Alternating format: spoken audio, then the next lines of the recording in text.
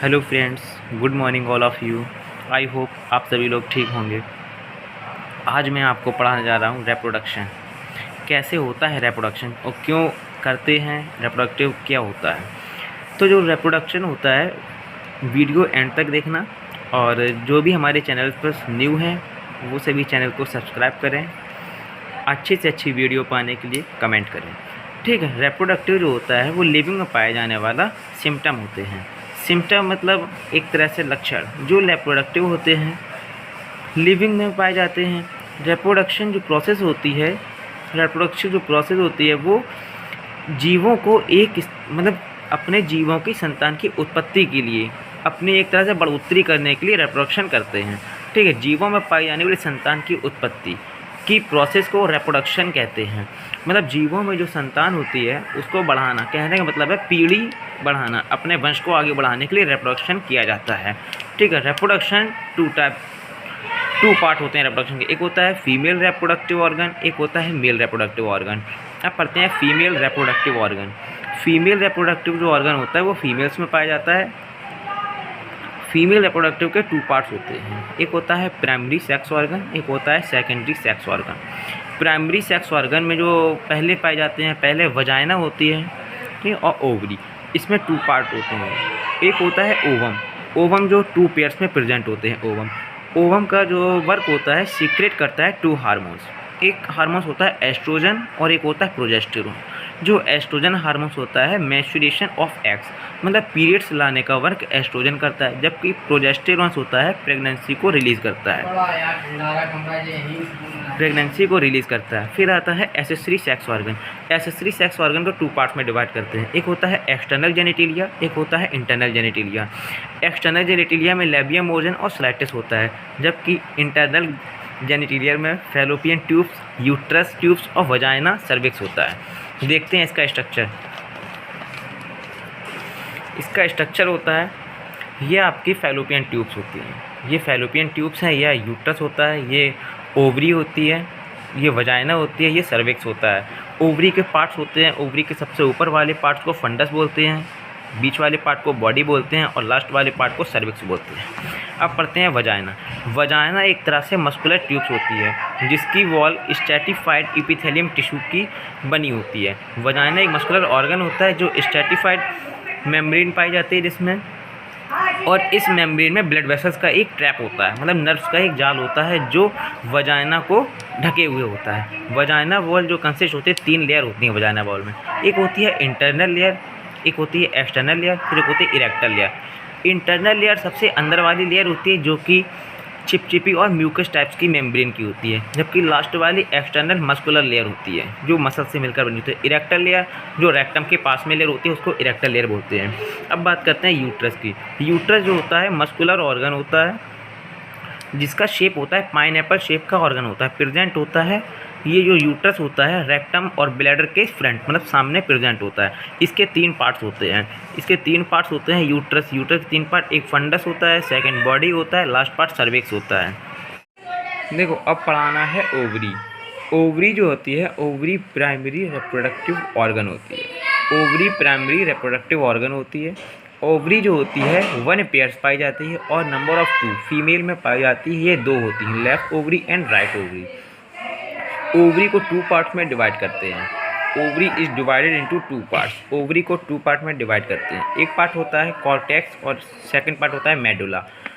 बाहर वाले पार्ट को कॉर्टेक्स बोलते हैं जबकि अंदर वाले पार्ट्स को मेडुला बोलते हैं। कॉर्टेक्स और मेडुला मतलब आउटर पार्ट और इनर पार्ट के बीच में जो लेयर पाई जाती है उस लेयर को बोलते हैं जर्म लेयर, और जो जर्म लेयर होती है वो ओवम को प्रोड्यूस, मतलब उसका निर्माण कराती है, ठीक है। फिर जो बात करते हैं फैलोपियन ट्यूब्स की। Fallopian tubes hollow tube like structure होता है। ये इंटरनल लेयर, इसकी जो फैलोपियन ट्यूब्स की इंटरनल लेयर होती है वो सिलेटेड एपिथेलियम टिश्यू से मिलकर बनी होती है। इसका जो लास्ट वाला पार्ट चौड़ा होता है जिसको एम्पुला बोलते हैं। जो फैलोपियन ट्यूब्स का लास्ट वाला पार्ट होता है उसको एम्पुला बोलते हैं, एम्पुला बोलते हैं। फिर बात करते हैं फैलोपियन ट्यूब्स में। एम्पुला कहने के बाद फैलोपियन ट्यूब्स में स्पर्म और ओवम मिलकर के फर्टिलाइजेशन करते हैं। फैलोपियन ट्यूब्स में ही स्पर्म और ओवम दोनों ही कंबाइंड होकर फर्टिलाइजेशन की प्रोसेस करते हैं। फर्टिलाइजेशन के बाद ओवम डिवाइडेड होता है एम्ब्रियो में। मतलब एम्ब्रियो उसको बोला था जब जो एम्ब्रियो होता है वो 8 वीक का हो जाता है, 8 वीक को ही एम्ब्रियो बोलते हैं और एम्ब्रियो यूट्रस तक पहुंच जाता है। ठीक है, फिर आता है ओव्यूलेशन, ओव्यूलेशन ऑफ एग। मतलब ओवम कैसे बनते हैं, कहाँ क्या प्रोसेस होती है ओवम के बारे में। ओवियन जो ओवम होते हैं ग्रेफियन फॉलिकल्स की मैच्योरिटी, ग्रेफियन फॉलिकल्स की संगठन से ओवम फॉलिकल से बाहर निकलना ही ओव्यूलेशन कहलाता है। इस तरह भी बोल सकते हैं कि ग्रेफियन फॉलिकल से ओवम का बाहर निकलना ही क्या कहलाता है, ओव्यूलेशन, ओव्यूलेशन कहलाता है। फॉलिकल्स की संख्या जो भी फीमेल्स होते हैं उनमें फॉलिकल्स की संख्या 40,000 से 2 लाख तक होती है। ठीक है, इसकी संख्या इतनी होती है। इनका निर्माण फर्टाइल लाइफ में हो जाता है। फर्टाइल लाइफ उस लाइफ होता है 13 ईयर की और 13th ईयर में इसका बनना शुरू हो जाता है। ठीक है, फिर इसके बाद आता है मीनोफेज। मीनोफेज एक ऐसी अवस्था होती है जहाँ पे फॉलिकल्स की संख्या नष्ट हो जाती है, उस फेज़ को मीनोफेज बोलते हैं। मीनोफेज जो होती है 40 to 45 के बीच के ईयर को मीनोफेज बोलते हैं। फिर आता है आप मेल रेप्रोडक्टिव सिस्टम। जो मेल रेप्रोडक्टिव सिस्टम होता है वो 2 पार्ट्स होते हैं। एक होता है जेनिटिलियल सेल, जेनिटिलियल सेल होती है एक्सटर्नल जेनिटिलियल, इंटरनल जेनिटिलियल। इंटरनल जेनिटिलियल और एक्सटर्नल 2 जेनिटिलियल होते हैं। पहली बात पढ़ते हैं एक्सटर्नल जेनिटिलियल। एक्सटर्नल जेनिटिलियल को 2 पार्ट्स में डिवाइड करते हैं। एक होता है पेनिस, इस पार्ट्स को पेनिस बोलते हैं। ये पार्ट जो दिख रहा है इस पार्ट्स को पेनिस बोलते हैं, जबकि इस वाले पार्ट्स को टेस्टिस बोलते हैं। अब पेनिस और टेस्टिस पढ़ते हैं। पेनिस जो होता है एक मस्कुलर ऑर्गन होता है। पेनिस एक तरह से मस्कुलर ऑर्गन होता है जो स्पंजी टिश्यू से मिलकर, स्पंजी टिश्यू और मसल से मिलकर बना होता है। कंपलेटरी ऑर्गन्स, जो पेनिस होती है कंपलेटरी ऑर्गन होती है, मेल रिप्रोडक्टिव ऑर्गन होता है। मेल रिप्रोडक्टिव ऑर्गन होता है, ट्रांसपोर्ट कर देता है स्पर्म को वजाइना में। स्पर्म जो होता है उसको वजाइना में ट्रांसफ़र करने का वर्क केवल पेनिस का होता है। फिर बात करते हैं टेस्टिस की। टेस्टिस जो होते हैं आलमंड्स के शेप के होते हैं। इनका जो शेप होता है 2.5 सेंटीमीटर होता है। 2.5 सेंटीमीटर इसका शेप होता है। इसका जो टेम्परेचर होता है 35 डिग्री सेल्सियस से कम होता है, या इस टेम्परेचर पर ये रहते हैं। ठीक है, ये कंसिस्ट जो बने होते हैं सेमनीफेरस ट्यूब्यूल से मिलकर बने होते हैं टेस्टिस। ठीक है, टेस्टिस जो होते हैं आउटसाइड, बॉडी के आउटसाइड में हैंग लटकते हुए दिखाई देते हैं एक थैलीनुमा संरचना में। उस थैलीनुमा संरचना को सेक्रोटम बोलते हैं। मेल रिप्रोडक्टिव में बताते हैं। अब एक्सटर्नल बता चुके हैं, अब एक्सटर्नल के बारे में बताना है। एक्सटर्नल जो होता है उसको टू पार्ट्स में डिवाइड करते हैं एक्सटर्नल। एक होता है डक्ट और सेकंड होता है आपका ग्लैंड्स।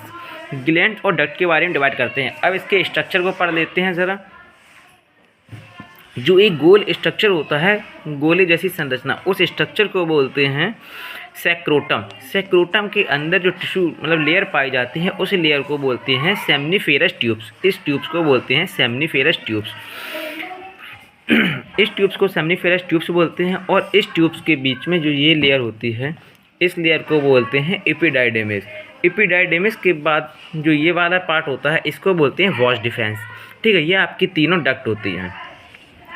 जो सर्टोली सेल्स होती हैं वो सेमीफेरस ट्यूब्यूल्स के बीच में सर्टोली सेल्स प्रेजेंट होती हैं सेमनीफेरस के, और सेमनीफेरस के बीचों बीच, इस बीच में जो लेयर पाई जाती है बिटवीन, उस लेयर को बोलते हैं इंटेस्टियल सेल्स। ठीक है, जो 3 ग्लैंड होती है seminal gland, prostate gland and bulbo urethral gland. अब एक एक को डीपली पढ़ते हैं। पहला होता है सेमनीफेरस ट्यूब्स डक्ट में। सेमनीफेरस ट्यूब्स जो होती है हाई कॉम्प्लिकेटेड ट्यूब्स होती है। इसका वर्क होता है प्रोडक्शन ऑफ स्पर्म। ये जो सेमनीफेरस ट्यूब्स होती है स्पर्म का प्रोडक्शन करती है। इसमें बता चुके हैं 2 सेल्स होते हैं, एक होती है सर्टोली सेल्स, एक होती है इंटेस्टियल सेल।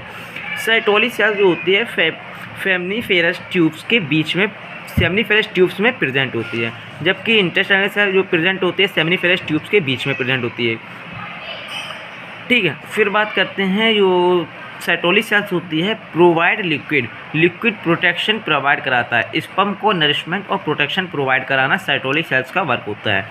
फिर बात करते हैं इंटेस्टियल सेल जो होती है सेमनीफेरस ट्यूब्स के बीच में प्रेजेंट होती है।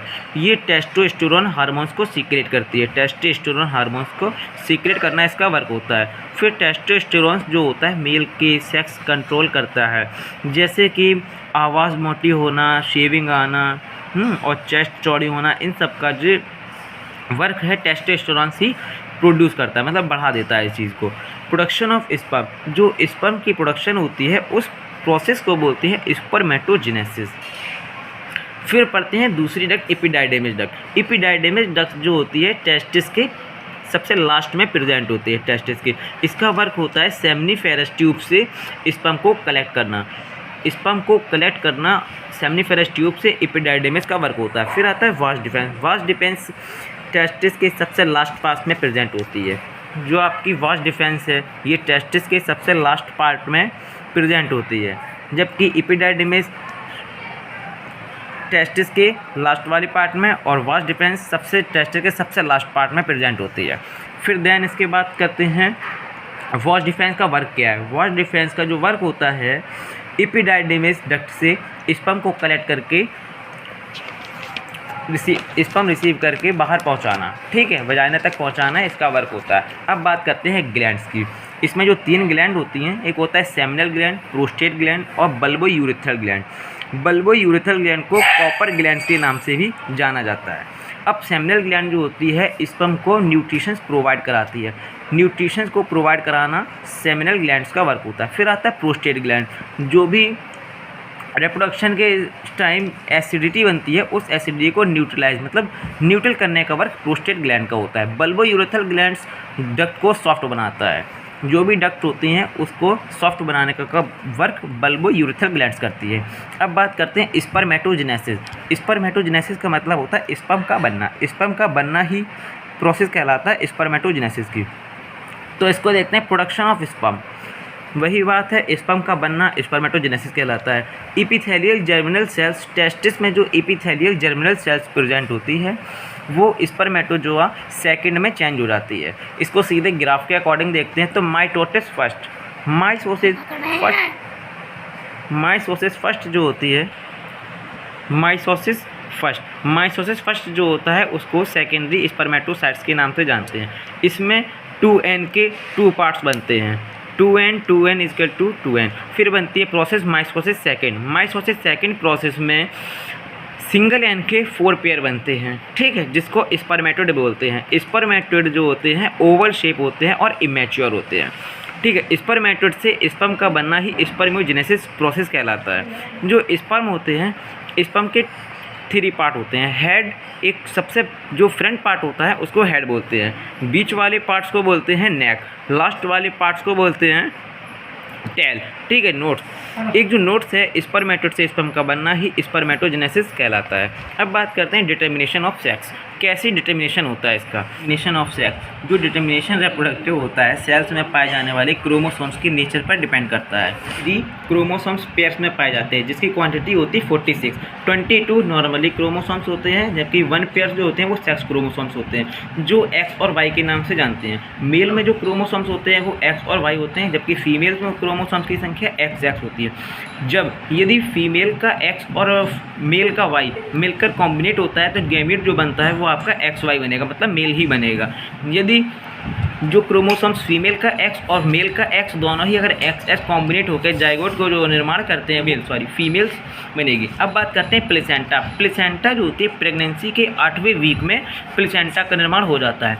प्लेसेंटा का निर्माण यूट्रस के उस पार्ट्स में होता है जो एंडोमेट्रियम से सीधे अटैच होता है, ठीक है। प्लेसेंटा डिलीवरी होने के बाद यूट्रस से जुड़ा रहता है, जिसको सीजर की हेल्प से काट के अलग कर दिया जाता है। दैन डिलीवरी के बाद इसको काट के अलग कर दिया जाता है।